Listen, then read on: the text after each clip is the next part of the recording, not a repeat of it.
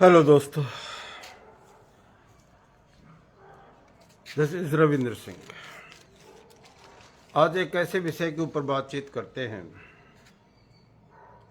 जो सामान्यतः सभी लोग बचते हैं कुछ कहने से, लेकिन मामला बहुत ही गंभीर है, इसलिए बोलना भी जरूरी है।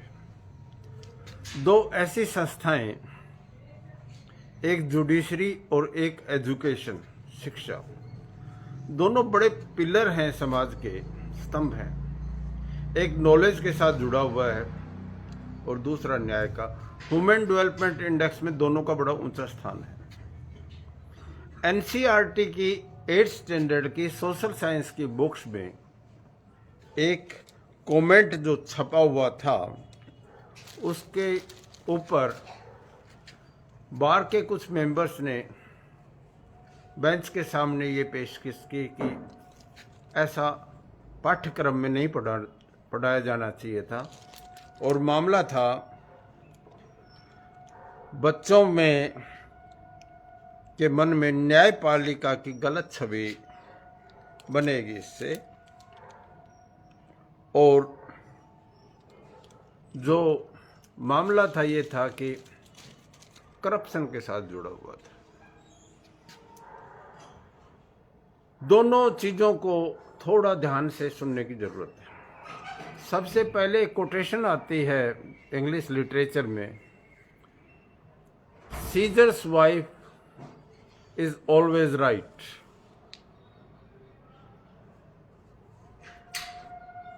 हमेशा ही ठीक रहती है, लेकिन अगर कुछ चीजें दिखाई भी देती हैं, जैसे कोर्ट में बहुत लंबित मामले हैं, उनकी संख्या भी दी हुई है, और लोअर जुडिशरी, हायर जुडिशरी और सुप्रीम कोर्ट के टोटल केसेस लगाएं तो 4 करोड़ से ऊपर पहुंच जाते हैं। जो अखबार में संख्या लिखी हुई है सभी में 4 करोड़ से अधिक मुकदमे लंबित हैं। और कहा भी जाता है, दो कोटेशन अलग अलग हैं, जस्टिस डिले जस्टिस डिनाइड, और दूसरी एक भी और भी कहावत है, justice in haste is a justice waste. एक बीच का सा रास्ता होना चाहिए। ध्यान से, हमारे बहुत पहले से बड़े ऊंचे लोग रहे हैं जुडिशरी के साथ। सबसे पहले महात्मा गांधी जी, जवाहरलाल नेहरू, मोतीलाल नेहरू, सरदार पटेल, ये सब लोग ज़्यादातर जुडिशरी के साथ जुड़े हुए थे और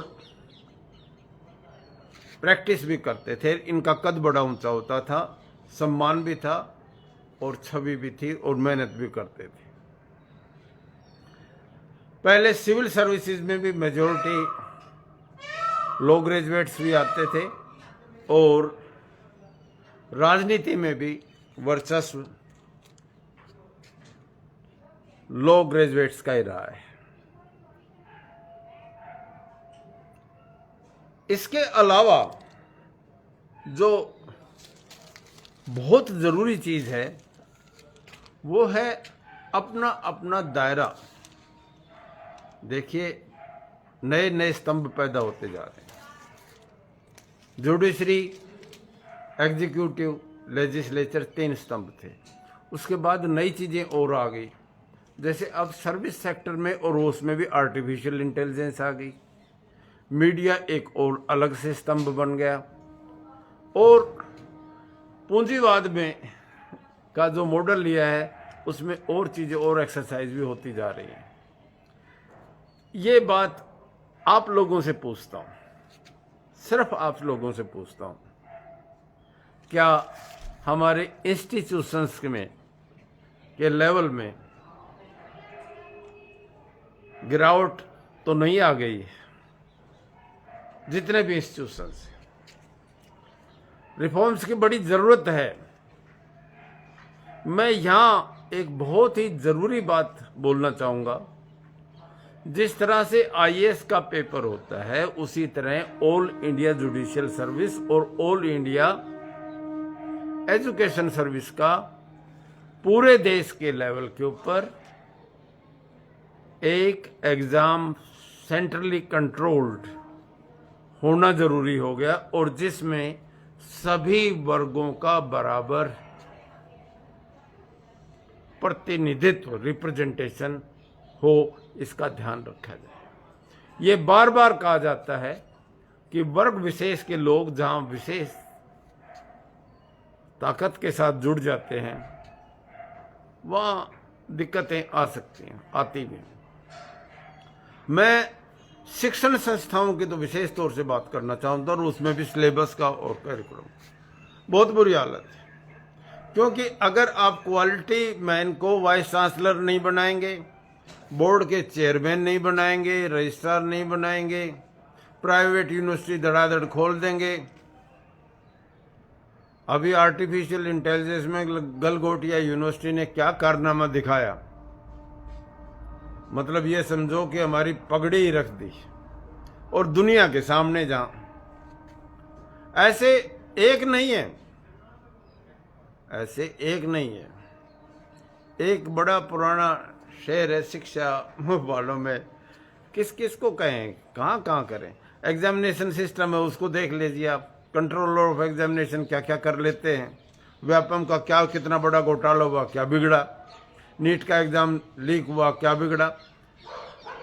मैं एक प्रश्न पूछता हूँ और आपकी तरफ से पूछता हूँ, ये समझ लो, क्या व्यापम में, नीट में इतने बड़े जो घोटाले हुए हैं, इनमें सुओ मोटो नहीं बनता था? बनता था। और ये और भी देख लीजिए आप, और भी देख लीजिए। ये मत सोचिए कि जब बाढ़ आती है या आग लगती है या प्राकृतिक और कोई आपदा आती है तो एक कमरा बच जाता है और उस कमरे में ये हो जाता है तीसरे। बहुत बार ऐसा होता है, सब कुछ साफ हो जाता है। जब गिरावट आती है तो कई बार पूरे सिस्टम में हो जाती है और सभी पूरे के पूरे ऑर्गन ही साफ हो जाते हैं। इसलिए चिंता की बात है और ध्यान देने की भी बात है, जरूरत भी है ध्यान। आज सारे अखबारों में ये चीज़ छपी हुई है। द हिंदू का मैंने देखा, उसमें भी लंबा लेख लिखा हुआ है। जागरण में एडिटोरियल ही आया हुआ है। सतर्क हैं लोग। हालांकि बिल्कुल ये साफ बात है कि बचा हुआ नहीं है। एक ही उल्लू काफी है, एक ही उल्लू काफी है बर्बाद गुलिस्तां करने को। एक ही उल्लू काफी है बर्बाद गुलिस्तां करने को। अंजाम गुलिस्तां क्या होगा, अंजाम गुलिस्तां क्या होगा, अंजाम गुलिस्तां क्या होगा, हर साख पे उल्लू बैठा है। अंजाम गुलिस्तां क्या होगा, हर साख पे उल्लू बैठा है। बहुत कुछ करेक्शन करने की जरूरत हो गई है। हमको बहुत मुश्किल से डेमोक्रेसी जैसा इंस्टीट्यूशन आ गया और हमको चस्का भी लग गया। समय रहते हमको करेक्ट कर लेनी चाहिए चीज़ें। जहाँ जहाँ दिक्कतें हैं उनको करेक्ट करें। आप ये देखिए, ये तो एक और बात, क्या टॉप जुडिशरी हाई कोर्ट और सुप्रीम कोर्ट तक रीच आम आदमी की है? क्या आर्टिफिशियल इंटेलिजेंस का सहारा लेते हुए केस का निपटारा स्पीडीली नहीं हो जा सकता? क्या विटनेस हैं उनको ऑनलाइन नहीं किया जा सकता? और जिस तरह से क्राइम रेट दिखाया जाता है और उसमें भी हीनियस क्राइम रेट्स आ रहे हैं, उनको कंट्रोल करना बहुत ज़रूरी है। बार बार ये कहते हैं, बार बार समाज में दो बहुत बड़ी बुराइयां व्याप्त हो गई, एक नशा और एक एग्जामिनेशन में कॉपी, और उनको बड़े मजबूत हाथों से रोकना पड़ेगा, ज़रूरत है। नहीं तो दिमाग कितने चट कर जाएंगे। बाकी चीज़ें तो करते रहो आप लोग। फाइनेंशियल कितने बड़े बड़े आपके पास घोटाले हो जाते हैं, सो मोटो वहाँ पे भी चाहिए था। और क्या इतनी मोटी फीस लेकर जो बड़े ऑनरेबल वकील साहिबान हैं, सोलिसिटर हैं, बैरिस्टर हैं, उनको आम आदमी एंगेज कर सकता है क्या? उनकी रीच में है? टूट लेते हैं लोग, जिस पे मुकदमा लग गया और एक तरह से बड़ा भारी पनिशमेंट भी है। मैं बार बार ये कहता हूँ, जिसके शरीर में कोई बड़ी बीमारी नहीं है, अस्पतालों से बच रहा है, वहाँ पे भी मोटी फीस है। जिसके कोई मुकदमा नहीं है और 4 पैसे जेब में, घर में थोड़ी शांति, तो पृथ्वी पर स्वर्ग में है, यही स्वर्ग है। इसलिए जरूरी हो गया था, ये बात कहना बहुत ही जरूरी हो गया था कि पतन ना हो तो अच्छी बात है, स्पीडली हो।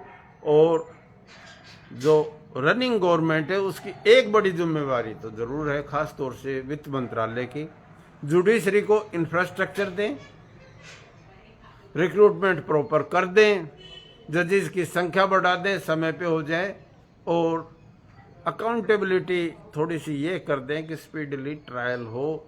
और एडजोर्नमेंट से नहीं है। आजकल बड़ी चटकारे भरी फिल्में बन रही हैं, ये जोली LLB की 1, 2, 3 ऐसी सीरीज आ रही हैं। पहले एक निकाह आई थी, कितनी गंभीर पिक्चर थी। जैसा समाज होता है उसी तरह का साहित्य बनता है और उसी तरह के मीडिया और फिल्में भी बनती हैं। पतन का जब सिलसिला नीचे गिरना चाहिए, गिरने लग जाता है तो उसकी कोई सीमा नहीं होती। गिरी से जो गिरा, गिरा एक ही बार। गिरी से जो गिरा, गिरा एक ही बार। नैतिकता से, चरित्र से, सोच से ये गिरावट आती है तो गिरा अनेकों बार। एक बार मक्खन होठों पे लगने लग जाओ, उसके बाद ये कहते फिरते हैं मैया मोरी मैं नहीं माखन खायो। है दिक्कत। पतन हुआ है। जो हमारे इंस्टीट्यूशंस हैं, जितने भी हैं, वही देश को ताकत देते हैं। उनको संभालने की जरूरत है, क्योंकि पतन, मुझे वो लाइनें याद आ गई। फिर भी चाहे कितना भी हो, लेकिन लोग हैं आज भी कदावर लोग हैं, आज भी ऊंचे चरित्र के लोग हैं, ऊंची नैतिकता के लोग हैं, विद्वान हैं, मेहनती हैं, कर्मठ हैं, विद्वान हैं और एक्शन भी लेते हैं। अभी भी बची है कुछ लोगों में गैरत बची है। अभी भी कुछ लोगों में गैरत कुछ लोगों में। ये पतन का सिलसिला कुछ और चलना चाहिए। बस इसी संदेश से कि हम शटरिंग लगा के जितना संभाल सके, जितना करेक्ट कर सके, जितना समय पे कर सके, उतना अच्छा होगा। क्योंकि बच्चे हमारे भविष्य हैं और न्याय व्यवस्था में हमारा सम्मान बना रहना चाहिए। हमारा ट्रस्ट, बिलीफ और विश्वास न्यायपालिका में है और आगे भी बना रहना चाहिए, यही अपेक्षा है। और शिक्षा के क्षेत्र में बिल्कुल ये बात है, इसमें कोई कंजूसी नहीं। देखिए, अब इसी अखबार में एक जगह ये भी छपा हुआ है, लगभग 10,000 स्कूल ऐसे हैं जिनमें, मेरी एक स्टेट में, जिसमें कोई भी अध्यापक नियमित नहीं है। यह हालत अगर है तो दिक्कत है। दो चीज़ों में बिल्कुल सहसंबंध नहीं है, लेकिन फिर भी हम जितना जल्दी चीज़ों को संभाल लें उतना अच्छा है। बिल्कुल सही बात है, बजट जुडिशरी को बढ़ा देना चाहिए, बजट एजुकेशन में बढ़ा देना चाहिए, मॉनिटरिंग होनी चाहिए हर चीज़ की, ताकि, और दिखाई भी देना चाहिए। ये न्याय के लिए कहा जाता है, न्याय होता है और न्याय दिखाई भी देना चाहिए। पढ़ाई होती है और पढ़ाई होते हुए दिखाई भी देना चाहिए। एम्प्लॉयबल करना जरूरी है और वहाँ न्याय होना जरूरी है दोनों में। और एक दूसरे के ऊपर छीटा कर डालने की कोई ज़रूरत नहीं है कि क्या एग्जीक्यूटिव में करप्शन नहीं है, क्या ब्यूरोक्रेसी में करप्शन नहीं है, क्या व्यापार में गड़बड़ नहीं है। एक दूसरे पे मेरा कमीज तुम्हारे कमीज से सफ़ेद है ये कहने से कैसे बात बनेगी। सारे सिस्टम को ट्यूनिंग, क्योंकि द होल होता है, द होल चीज़ें सुधरती हैं तो सब कुछ सुधरती हैं, और जब गिरावट की तरफ आती है तो सारा गिरता जाता है। ज़्यादा स्टीप स्लोप ठीक नहीं है। जितना कर ले जितना नुकसान हो चुका उसको उसकी भरपाई भी करनी चाहिए, मिटिगेट करनी चाहिए, और हम अच्छे भविष्य, अच्छे भारत के लिए, अच्छे निर्माण के लिए कार्यरत रहेंगे। इन्हीं शब्दों के साथ दिस इज रविंदर सिंह। जय हिंद, रविंदर सिंह।